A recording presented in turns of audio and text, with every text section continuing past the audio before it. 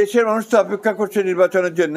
আইন শৃঙ্খলা পরিস্থিতি যা দাঁড়িয়েছে সেটাতে আমি আপনার খুব সন্তুষ্ট হতে পারছি না।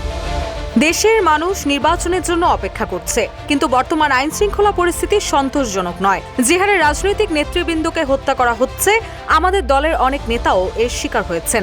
আমরা এর তীব্র নিন্দা জানিয়েছি। তবে সরকারের পক্ষ থেকে কার্যকর পদক্ষেপ এখনো নেওয়া হয়নি। আশা করি সরকার দায়িত্বশীল ভূমিকা গ্রহণ করবে এবং এ ধরনের ঘটনা যেন পুনরাবৃত্তি না হয়।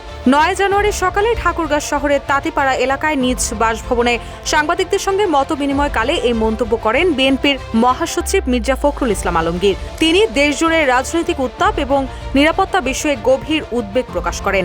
একই সঙ্গে নির্বাচনের প্রস্তুতি ও রাজনৈতিক কর্মকাণ্ড নিয়ে নিজের অবস্থানও স্পষ্ট করেন।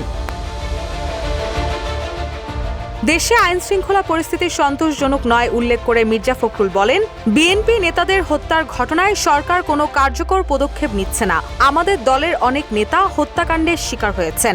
আমরা এর তীব্র নিন্দা জানিয়েছি।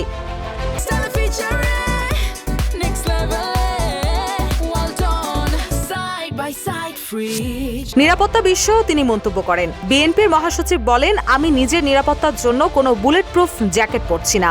অনেক রাজনৈতিক নেতার উপর হামলা হওয়ার কারণে অনেকে হয়তো নিরাপত্তার জন্য বুলেট প্রুফ জ্যাকেট পরছেন। বিশ্ববিদ্যালয়গুলোর ছাত্র সংসদ নির্বাচনের প্রভাব নিয়ে এক প্রশ্নে তিনি বলেন, বিএনপি গত 17 বছর বিশ্ববিদ্যালয়গুলোতে সাংগঠনিক কার্যক্রম করতে পারেনি। তবে আমি জোর দিয়ে বলছি, বিশ্ববিদ্যালয়ের নির্বাচন জাতীয় নির্বাচনের প্রভাব ফেলবে না। গণভোট প্রসঙ্গে তিনি বলেন, বিএনপি একই দিন গণভোট ও জাতীয় নির্বাচন চেয়েছিল এবং বর্তমান প্রক্রিয়াও সেভাবে এগোচ্ছে। এ সময় তারেক রহমানের ঠাকুরগাঁ সফর প্রসঙ্গে মির্জা ফখরুল বলেন, তারেক রহমানের উত্তরবঙ্গ সফর রাজনৈতিকভাবে গুরুত্বপূর্ণ। তার এই সফরের মাধ্যমে স্থানীয় নেতাকর্মীরা আরও উজ্জীবিত হবেন। এটি মূলত একটি শুভেচ্ছা সফর। জুলাই গণঅভ্যুত্থানে শহীদদের প্রতি শ্রদ্ধা জানাতে এবং তাদের কবর জিয়ারত করতে তারেক রহমান এখানে আসবেন।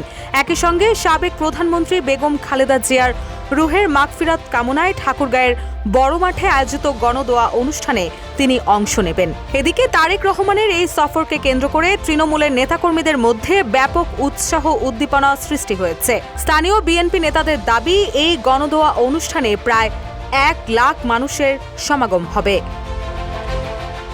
রুশা সুর, নিউজ ডেস্ক, ইত্তেফাক।